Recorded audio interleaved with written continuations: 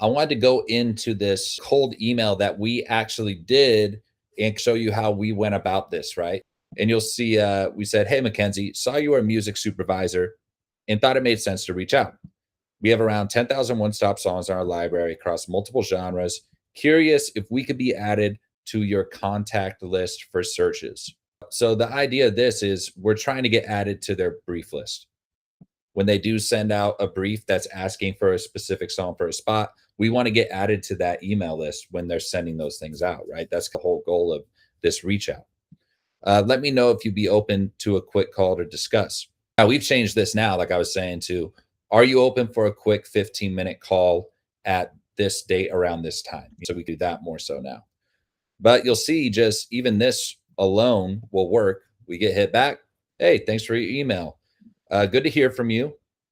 Your catalogs sound interesting. Do you have the exclusive rights or are your writers signed on non-exclusive sync deals?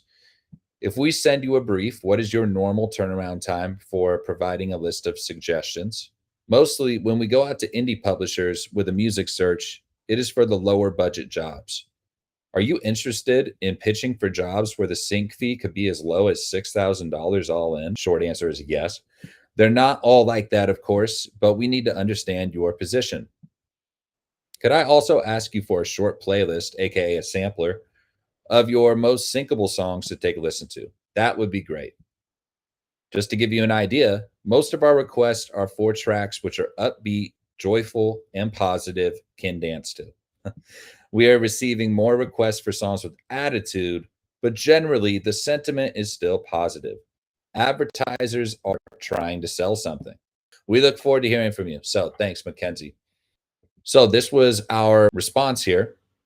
Hey, Mackenzie, was hoping my email would reach you all the way in Australia. A little cheeky. It works, though. Great to connect. We're fans of Music Mill. The work you've done is amazing. I'm adding our head of music, Sean Ross, and our partnerships director, James K., the one and only. You notice how we're making ourselves sound really important? Toss a couple titles on there, maybe embellish some track counts. You know, when you guys go on a first date, you're playing up the absolute best part of yourself. You're not going like, hey, look at my trunk of my car. It's all dirty. And hey, this is what I do. This is who I am. You wear your nicest shirt. You know what I mean? That's kind of how you want to approach this here.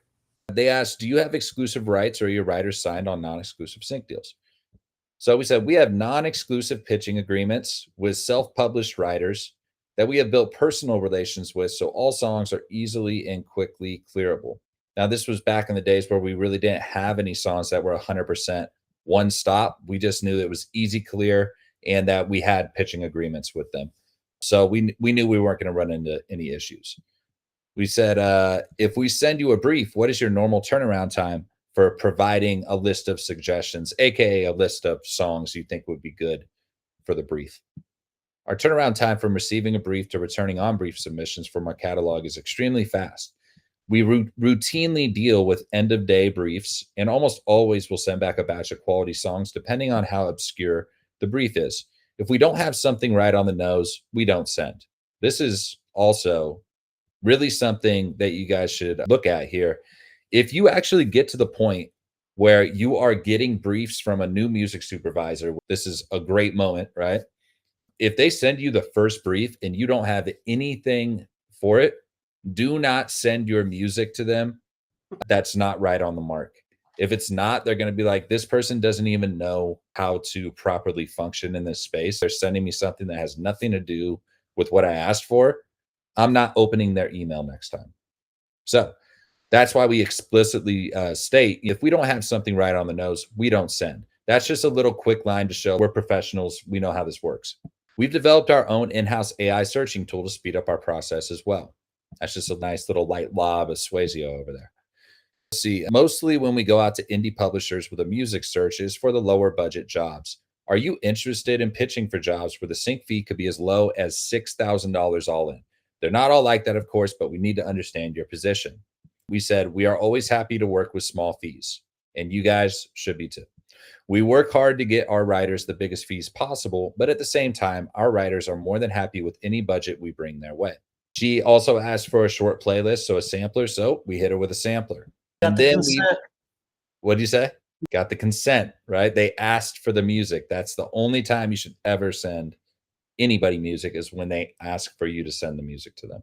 So we said, here's a quick sampler of our catalog. Now, this actually isn't really a quick sampler. It's a pretty hefty sampler, but I think we just excited. wanted to show everything we could do, and all the music was super good. So we ended up sending 20 songs or 25 songs, and that's pretty crazy. But we front loaded it. Let's see here. Can you see this? Can you guys see this? Yes. Yeah. Okay, cool. So this is the sampler we sent over, and we front loaded it with some stuff. As you can see, hey, here's a track we already got placed in ABC. It's once again establishing credibility, right? We got this song placed in Grownish. So these already had some movement. A lot of the songs that are in the sampler already had some movement.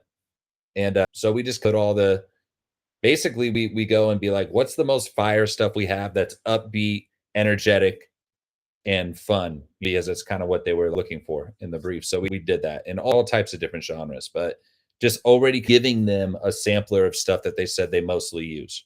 That's a big thing too. You saw in this email, if I go back here, share this tab instead. They said, look, most of our requests are for tracks that are upbeat, joyful, and positive, and you can dance to them. So we just front loaded this entire sampler with those type of tracks. So that's something else to this is 133 BPM electro pop dancey. That's, there you go. What more can you ask for, type thing, right? So anyways, from here we asked for the call, and then it went over to, we set up a Zoom meeting, got on board, and then let's see here if it goes. We did this. So this set up the call. We ended up getting on a call. Everything was all good to go. And I guess all I'm trying to show here is we started getting sent briefs. So after that Zoom call, after that quick 15-minute call, they put us on the list, and we start getting all of their briefs now. So now we can send them music. How great. So that is the normal process. And then we're able to just hit them with different tracks over time. And then you do this with as many people as possible, really. And just try to build genuine, solid relationships that you're keeping up with them. You're constantly following up, constantly being able to send them a sampler every month of your new stuff you're working on. And this is how you just build up the Rolodex. You do this. This is one example, right? But if you're doing this and you get to a point where you have 100 music supervisors that are sending you briefs, then your chances of landing syncs consistently skyrocket. And that's kind of the whole name of the game here that we're trying to get your guys' heads wrapped around in this community is you guys can do exactly this with your music and build these relationships.